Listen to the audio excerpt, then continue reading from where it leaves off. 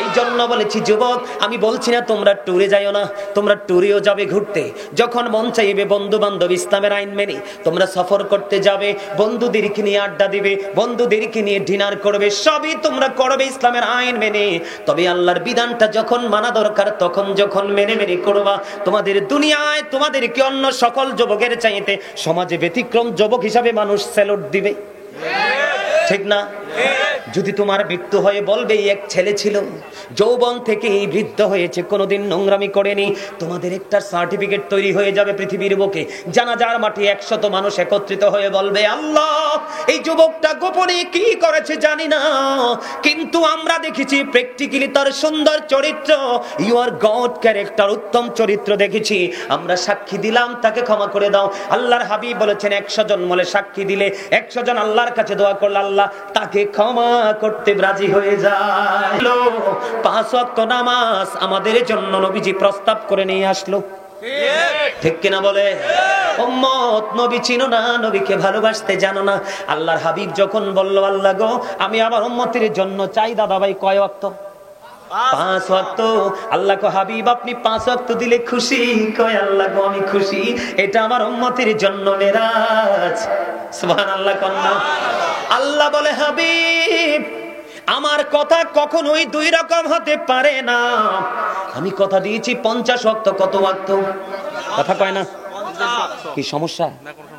হ্যাঁ, সমস্যা হলে আমারে কইবেন। সাধারণ মানুষকে বুঝাইতে গেলে কত রকমের কথা বলতে হয়, বুঝাইতে হয়। 50 ওয়াক্ত। আল্লাহ কয় না না, আমি তো বলেছি 50 ওয়াক্ত, আপনার উম্মতকে বরাদ্দ দিলাম 5 ওয়াক্ত, কিন্তু আমি আল্লাহর কথা অনুযায়ী সওয়াব পাবে 50 ওয়াক্তের। এটা কার কারণে? শুধু আখির নবীর উম্মত হওয়ার কারণে। এই জন্য বলছি বন্ধু, তোমরা দেখো আল্লাহকে নারায়ে তাকবীর আল্লাহু আকবার, নারায়ে রিসালাত ইয়া রাসূলুল্লাহ বললে বলেন না, বললে নাই? কথা কন না কেন? আপনারা কি রাগ হন আমার সাথে? নারায়ে তাকবীর আল্লাহু আকবার, এই যে আল্লাহু আকবার ধ্বনিটা নিয়ে এসেছে রিসালাত। কে? কথা বলেন না কেন? আল্লাহু আকবার শব্দ রিসালাত না আসলে আপনি আমি কেউ জানতাম না। কথা কয় না? আমরা কি কেউ জানতাম? রাসূল যদি এটা নিয়ে আসতেন, আমাদেরকে সে ট্রেনিংটা না দিতেন, আমরা কি কিছু জানতাম? আপনাদের সামনে আমি একটা এক্সাম্পল দেই। এই যে কোরআন শরীফটা, এই যে কি, এটা কি লিখিত না? কথা কন না কেন? আপনারা তো জানেন না বন্ধু, এটা তো এই যুগে আমরা লিখিত পাইছি। কোন যুগে? আবু বকর, আমার নবীজির জামানায় কোরআনটা লিখিত ছিল না, আবু বকরের জামানায় কোরআন লিখিত ছিল না, ওমরের জামানায় কোরআন লিখিত ছিল না, হযরত ওসমান রাদিয়াল্লাহু তাআলা আনহুর জামানায় সেই কোরআন লিখিত হয়েছে। তাহলে এটা আইছে কার মাধ্যমে? ওহীর মাধ্যমে। জোরে জোরে কন্না সুবহানাল্লাহ, আর জোরে। নবী যখন মক্কায়, কোরআনটাও মক্কায়, নবী যখন মদিনায়, কোরআনটাও মদিনায়। তাহলে কোরআন আগে না নবী আগে? কথা কয় না? তাইলে নবী কি জুদা করণ যায়নি? কথা কন না? ডক্টর আহমদ পেয়ারা বাগদাদি আমেরিকার বোস্টন মসজিদে যখন বললেন, no say if you do love Allah, যদি তোমরা আল্লাহকে ভালোবেসে থাকো, ফলো মি মুহাম্মদ সাল্লাল্লাহু আলাইহি সাল্লাম, মুহাম্মদ সাল্লাল্লাহু আলাইহি সাল্লামের অনুগত হয়ে যাও, আল্লাহ উইল লাভ ইউ, আল্লাহ তোমাদেরকে ভালোবাসবে, এন্ড ফরগিভ ইউর সিনস, আল্লাহ তোমাদেরকে ক্ষমা করে দিবে। বন্ধু, তাদের টনক নড়েছে, তাদের মাথাটা নিচু করে দিয়েছেন। তিনি আরো বলেছেন, there is no god but Allah, সে আল্লাহ ব্যতীত কোনো উপাস্য নেই, কোনো ইলাহ নেই। মুহাম্মদ রাসূলুল্লাহ সাল্লাল্লাহু আলাইহি সাল্লাম ইজ দা মেসেঞ্জার অফ আল্লাহ। আমরা কি গর্বিত না? কথা কয় না? আমরা কি আনন্দিত না? এই নবীটা কার? বুকে হাত দিয়ে বলেন আমাদের। বুকে হাত দিয়ে বলেন কার? আমাদের নবী, প্রাণের নবী যখন সর্বপ্রথম জান্নাতের দিকে কদম বাড়িয়ে দেবে, রিদওয়ান ফেরেশতা বন্ধু প্রশ্ন করবে, কে রে? নবীজি তার পরিচয় দিবে, গেট ওপেন করে দিবে। নবীজি যখন জান্নাতে প্রবেশ করবে, বিশাল একটা টিম নবীজির সঙ্গে জান্নাতে যাবে। এই পৃথিবীর এই টিম, বিশাল টিম যে জান্নাতে যাবে, এই দলের মধ্যে পৃথিবীর কোনো ধনী মানুষ থাকবে না, পৃথিবীর শুধু গরিব গরিব মানুষগুলো থাকবে। কারণ এই পৃথিবীর বুকে বর্তমানে নবীর ইজ্জত নিয়ে টানাটানি বড় লোকরাই করে। কথা কন না কেন? গরিব মানুষ অন্ধের মতো নবীকে ভালোবাসে, কোনো ফতোয়া খোঁজে না। নবী বেনজির, নবী বেমিসাল, নবী কখনোই সাধারণ কোনো মানুষের মতো হতে পারে না। ঠিক না বেঠিক? আরো জোরে বলেন। আপনি কালেমার দিকে তাকান, there is no god but Allah, সে আল্লাহ ব্যতীত কোনো উপাস্য নেই, কোনো ইলাহ নেই, লা ইলাহা ইল্লাল্লাহ। দেখেন, বুঝে নেবেন, কিন্তু কালেমা তো সারা জীবন পড়েছেন, রহস্য তো বোঝেন নাই। কালেমার মধ্যে দুইটা পার্ট, কয়টা? লা ইলাহা ইল্লাল্লাহ, there is no god but Allah, এটা হলো তাওহীদ, এটা হলো মালিক। পরের অংশটা হলো মুহাম্মাদুর রাসূলুল্লাহ সাল্লাল্লাহু আলাইহি ওয়াসাল্লাম। এই দুই নাম্বারটা হলো রিসালাত। এটা কি আপনার আমার জুদা করার কোনো ক্ষমতা আছে? না। এই পৃথিবীর কারো দুঃসাহস হবে? যুক্ত করেছেন কে? আল্লাহ। আমি এখান থেকে বের হয়ে গেলাম বন্ধু, আল্লাহ এই কালেমার মধ্যে দুইটা দিকের তাকাইয়া সৃষ্টি এবং আসমান জমিনে যা কিছু সৃষ্টি করেছেন সব জায়গায় দুইটা, একটা কোথাও তিনি রাখেননি, আবার তিনটাও কোথাও রাখেননি। আমি আপনাদেরকে বলে দেই, একটু কি মেসালটা দিব? আপনারা আসলে বেশি বিশ্বাস করি আমি খুশি হবেন। কালেমার মধ্যে দুইটা দিক। আল্লাহ কয়, হাবিব, কালেমার মধ্যে যেই কালেমা পড়ে যুগ যুগ ধরে বেঈমান কাফেররা ঈমানদার হবে, এই কালেমার মধ্যে আমি দিক রেখেছি কয়টা? দুইটা। সামনে আসো না, তোমরা সামনে আসো, আসেন। আরে আর চাচাটারে সামনে আনতে পারি নাই, কি যে হইছে মনের গড়াই কইতেন না। তুমি পিছে আইও কত জি ইয়ান দিবই। আরে না, কত সামনে যান, আরে যান। মনু ইয়া কি ইয়া করতে বইছে? আলহামদুলিল্লাহ কন্যা, আলহামদুলিল্লাহ। টাইম তো শেষ হয়ে যেতে আছে, 11টা বাজে গেছে, শেষ করে দিব? আর একটু করব, মাত্র 11টা বাজে, 11:06 বাজে। ওয়াজ শুনবেন আপনারা? মজার খবরটা শোনেন না, আশা করি মজা লাগবে। আমি তো প্রতিদিন চাইলেও আসতে পারবো না। আপনারা যদি কালকে বলেন হুজুর কালকে একটু আইসেন, সম্ভব না। আমি বলবো আই এম রিয়েলি সরি, ঠিক কিনা বলেন? কারণ বন্ধু, প্রতিদিন শিডিউলটা ফিল আপ করা হয়ে গেছে, একবারে রোজা পর্যন্ত যেতে হবে এমনি এমনি করে। বন্ধু হৃদয় খুলে শোনো, আল্লাহ বলে কালেমা পড়ে পড়ে মুসলমান হবে। তার একটা এক্সাম্পল দিয়ে তারপরে ব্যাখ্যাটাই আমি যাব। আমি আপনাদেরকে বলি, হযরতে সালমান ফারসি রাদিয়াল্লাহু তাআলা আনহু ইহুদি দুবাসীর মাধ্যমে তিনি নবীজির কাছে তার পরিচয়টা জানালেন। এরে যুবক ভাই, তোরা কথা কইস না, আমার দিকে তাকা। তোরা যে আজকে মাহফিলে আসছস, আমি দেখে অনেক খুশি হয়েছি। কারণ জিব্রাইল বলেছে বৃষ্টির ফোঁটাগুলো আমি জিব্রাইলের পক্ষে গণা সম্ভব, কিন্তু যৌবনকালে যারা ইবাদত করে, যৌবনকালে যে যুবক যুবতী আমল করে, আমি জিব্রাইল তাদের আমলটাও গণতে পারি না। যৌবনকালের আমলটার স্পিরিট এত বেশি। যুবক, তোমাদেরকে স্পেশাল একটা মেসেজ দেই, তোমাদের জন্য মজার খবর। কিয়ামতের দিন সূর্যটা একেবারে মাথার উপরে থাকবে বন্ধু। কেউ কেউ নিজের ঘামের মধ্যে ডুবে যাবে, দুর্গন্ধময় হয়ে যাবে পরিবেশ। সূর্যের তাপে মাথার মগজটা গোস্তের পাতিলের মতো উতরাতে থাকবে। কিন্তু তুমি তো যৌবনকালে সিনেমায় যাও নাই, আয়া মসজিদে আজান দিলে ভাইয়া আল্লাহ বললে মসজিদে চলে গেছো। ফিরোজপুরের মাহফিলের কথা শুনে গাজী সুলাইমানের ওয়াজ শুনতে চলে এসেছো। গরিব মানুষ বিপদে পড়েছে, তাকে হেল্প করার জন্য চলে গেছো। আবার যখন গভীর রজনীতে তাহাজ্জুদে বসেছো, অন্তরে ভয় জন্ম হয়েছে, তুমি আল্লাহর কাছে তওবা করে একটা মাসির মাথার পরিমাণ একটা ফোঁটা চোখের পানি ফালাইছো। একদিকে চোখের পানি পড়ার কারণে তোমার জাহান্নাম হারাম হয়ে গেছে। কাল কিয়ামতের দিন হাসরের ময়দানের জন্য স্পেশাল পুরস্কার তোমার জন্য বরাদ্দ হয়ে গেছে। ওই দিন আল্লাহর আরশ ছাড়া কিছুই থাকবে না। যারা যৌবনকালে আমল করে তোমরা কবরে গিয়েছো, আমার নবীজি জানিয়ে দিয়েছে, যুবকরা রে, তোরা টেনশন করিস না, আমি তোমাদের জন্য সুখবর জানিয়ে দিলাম। আমার আল্লাহ তোমাদের জন্য আরশের ছায়ার নিচের বিশাল একটা অংশ বরাদ্দ দিয়ে দিয়েছে। তোমাদের কোনো কষ্ট হবে না, আরশের নিচে তোমরা জায়গা পাবা। আমার নবীজি বলেছেন, যুবক, তোমরা চলার পথে অন্য কিছু করো বা না করো, তোমরা একটা কাজ করবে। আমি নবী তোমাদেরকে আরেকটা মেসেজ দিয়ে যাই যুবক। আল্লাহর হাবিব বলেছেন, আল হাসান ওয়াল হুসাইন সাইয়্যিদু শাবাবি আহলিল জান্নাহ। আমার নবী বলেছেন, Imam Hasan and Husain are the leader of younger people in Jannah. আমি নবী তোমাদের জন্য আছি এবং থাকব, কিন্তু আমি তোমাদের জন্য আমি নবী ছাড়াও আরেকটা পুরস্কারের ঘোষণা দিলাম। আমার কলিজার টুকরা ইমাম হাসান হুসাইন জান্নাতে যুবকদের সরদার আমি ঘোষণা করে দিলাম। এই জন্য বলেছি যুবক, আমি বলছি না তোমরা ট্যুরে যাইও না, তোমরা ট্যুরেও যাবে ঘুরতে, যখন মন চাইবে বন্ধু বান্ধব ইসলামের আইন মেনে তোমরা সফর করতে যাবে, বন্ধুদেরকে নিয়ে আড্ডা দিবে, বন্ধুদেরকে নিয়ে ডিনার করবে, সবই তোমরা করবে ইসলামের আইন মেনে। তবে আল্লাহর বিধানটা যখন মানা দরকার তখন যখন মেনে মেনে করবা, তোমাদের দুনিয়ায় তোমাদেরকে অন্য সকল যুবকের চাইতে সমাজে ব্যতিক্রম যুবক হিসাবে মানুষ স্যালুট দিবে, ঠিক না? যদি তোমার মৃত্যু হয়ে বলবে এক ছেলে ছিল যৌবন থেকে বৃদ্ধ হয়েছে, কোনোদিন নোংরামি করেনি, তোমাদের একটা সার্টিফিকেট তৈরি হয়ে যাবে পৃথিবীর বুকে।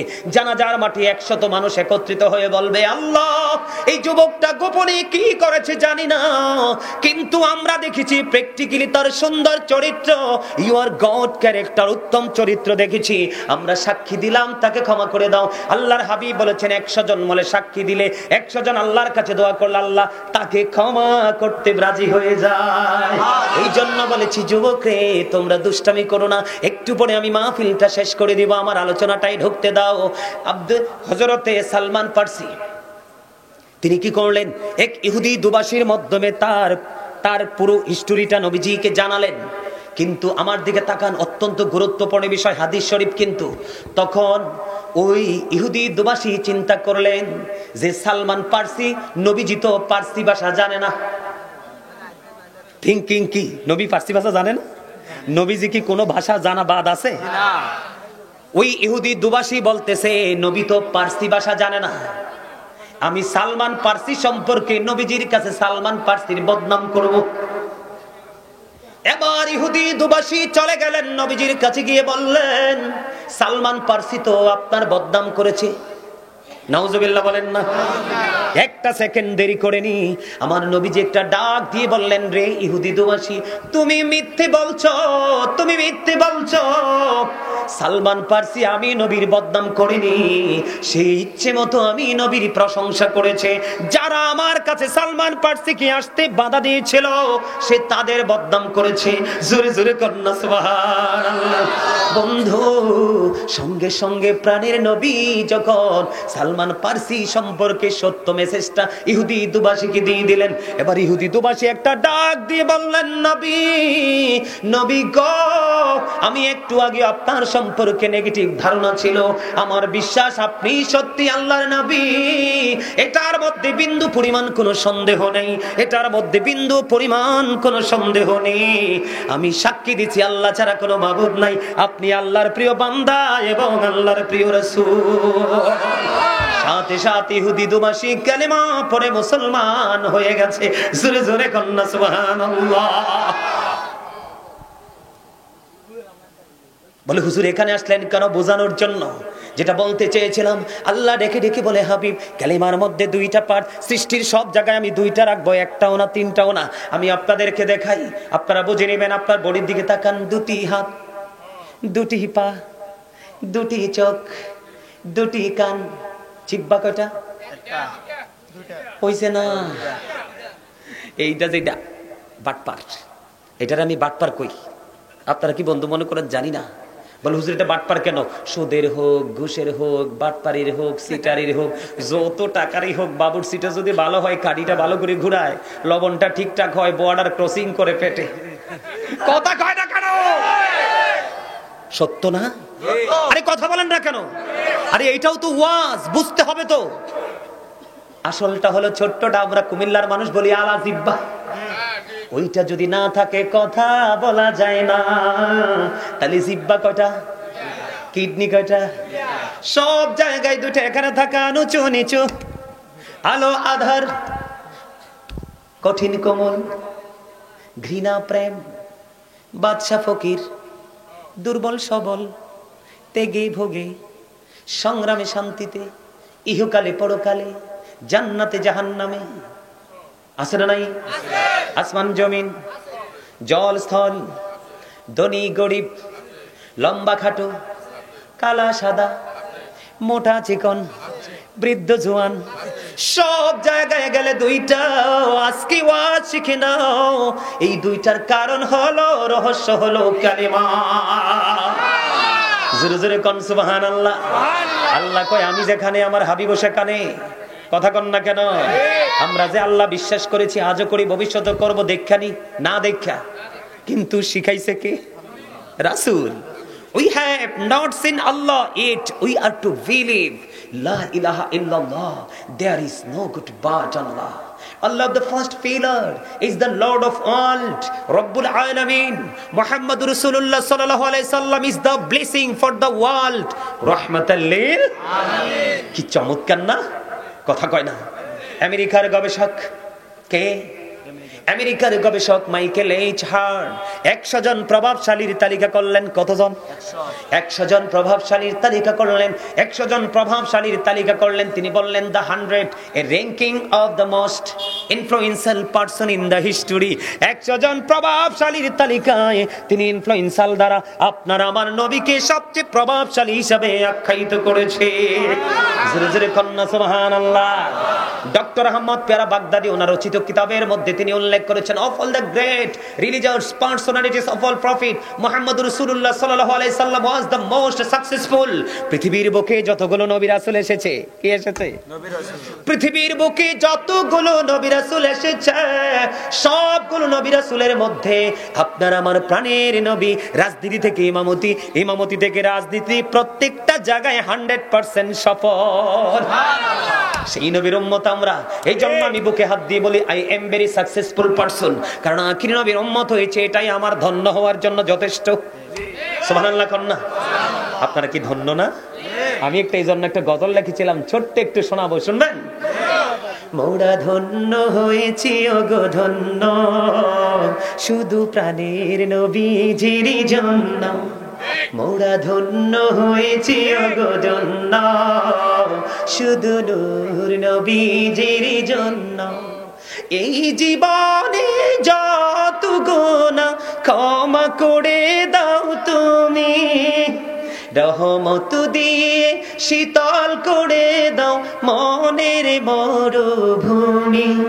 ফুলে ফলে ভরে দি আমায় কর পরিপূর্ণ, মোরা ধন্য হয়েছি ওগো ধন্য, শুধু প্রাণের নবীজির জন্য। জোরে জোরে কন্না মারহাবা। নবীজি আমাদের জন্য অনেক অনেক বড় নিয়ামত। আসছে সামনে রমজান মাস, দিনের বেলা রোজা রাখা কি ফরজ। দেখেন কি প্রেম আল্লাহর সাথে আল্লাহর হাবিবের। দিনের বেলা রোজা রাখা কি কথা কয় না? একটা কয়টা দাদা? কি দেখেন আল্লাহ দিনটা নিছে, রাত পুরাটা আল্লাহর হাবিবের ভাগে দিয়ে দিছে। রাতের বেলা 20 রাকাত তারাবি পড়া সুন্নাত।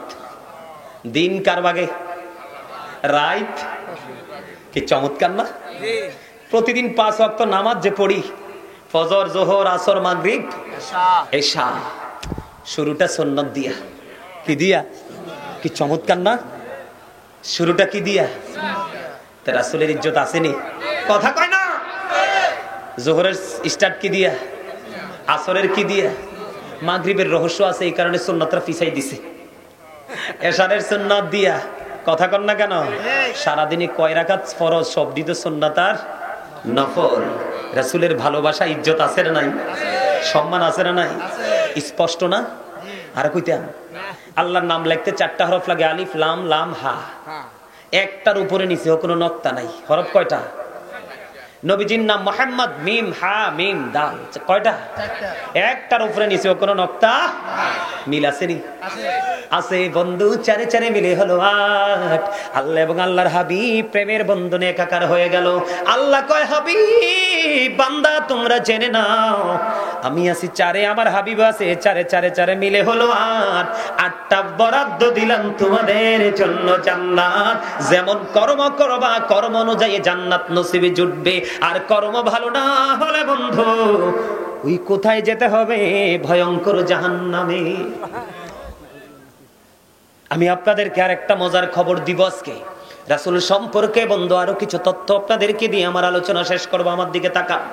নবীজি যে রহমত, কত বড় রহমত আমাদের জন্য বন্ধু। খন্দক যুদ্ধের সময় হযরতে জাবের রাদিয়াল্লাহু তাআলা আনহু নবীজি খন্দক যুদ্ধের ময়দানে এসে দাওয়াত দিলেন। হাদিসের ভাষা অনুযায়ী আমি বলছি বন্ধু, জাবেরের স্ত্রী বললেন স্বামী গো যান না, নবীজিকে একটু দাওয়াত দিয়ে আসেন, একটুখানি খাবার খাওয়াবো। কয় সংক্ষিপ্ত খাবার, একটা ছাগলের বাচ্চা আছে, একটু আমার কাছে একটু আটা আছে, জবের আটা। বন্ধু হাদিস শরীফের মধ্যে পাইছি আটার পরিমাণ, জবের আটার পরিমাণ মাত্র 3.5 সের। কত সের? মাত্র 3.5 সের। ছোট্ট একটা ছাগলের বাচ্চা। হযরত জাবের চলে আসলেন খন্দকের ময়দানে। বন্ধু খন্দকের ময়দানে এসে ডেকে ডেকে বললেন, নবী গো, ও নবী, প্রাণের নবী গো, অল্প কিছু সাহাব নিয়ে আসেন না, আমার বাড়িতে খাবারের আয়োজন করা হয়েছে। বন্ধু জাবের বলেছে, ওয়াজটা বুঝে নেবেন। হযরত জাবের রাদিয়াল্লাহু তাআলা আনহু বলেছেন অল্প কিছু সংখ্যক, কয়েকজন। তার মানে কি? কয়েকজন। জাবের দাওয়াত দিতে দেরি রে। আমার নবী তখন সকল মুহাজির আনসারদেরকে ডাক দিয়ে বললেন, তোমরা সবাই চলো, জাবের আমাদেরকে দাওয়াত দিয়েছে। আওয়াজ তোলে কন্যা সুবহানাল্লাহ। নবীর প্রেমিক যারা, নবীর ভালোবাসার দাবিদার যারা রে, নবীর ভালোবাসার মাধ্যমে যারা আল্লাহর ভালোবাসা চায়, ও বন্ধের 100% ইমানদার, এদের জন্য নেয়ামতের অভাব নাই বন্ধু। তার নিদর্শন হলো হযরতে জাবের। এবার কি করলেন? জাবের আগে আগে চলে গেলেন বাড়িতে, যাইয়া বিবিকে ডেকে ডেকে বললেন, বিবি রে, বিপদে পড়ে গেছি, মুশকিল হয়ে গেছে। কয় কি মুশকিল হয়েছে? কয় আমি বলেছি কিছু সংখ্যক লোক নিয়ে আসতে, কিন্তু আমি নিজের কানে শুনেছি, আমার নবীজি, আমার কানে শুনেছি নবীজি গোটা খন্দকের ময়দানে সকল মুহাজির আনসারদেরকে ডেকে ডেকে বলছেন, তোমরা সবাই চলো গো, জাবের দাওয়াত দিয়েছে। বিবিরে এখন কি করব, কি করব বিবি রে? এবার ওই জাবেরের বিবি ডেকে ডেকে বলে, স্বামী গো, আপনি টেনশন করবেন না, আপনি যে কয়েকজনের কথা বলেছেন নবীজি শুনছিনি। কই শুনছি রে বিবি। কই তাহলে আপনি কোনো টেনশন করিয়েন না, আপনি টেনশনে বসে থাকেন গো স্বামী। এবার আমার নবীজি জাবেরের বাড়ি পর্যন্ত বন্ধু চলে গেলেন।